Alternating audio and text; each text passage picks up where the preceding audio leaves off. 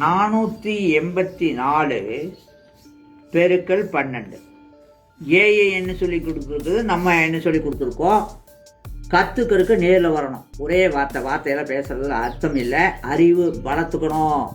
அறிவு நம்ம மனுஷனாக பிறந்த அறிவுங்கிறது முட்டாள்கள் கொக்கரிக்கிறாங்க. அப்போது இதில் எவ்வளோ 5 இருக்குது, அதுக்கு ஷார்ட்கட்டு 96 5 இருக்குது. 48 2 90 முடிஞ்சு போச்சு. 1 வந்திருந்தா 97 96க்கு 96 கூட்டிக்கணும்.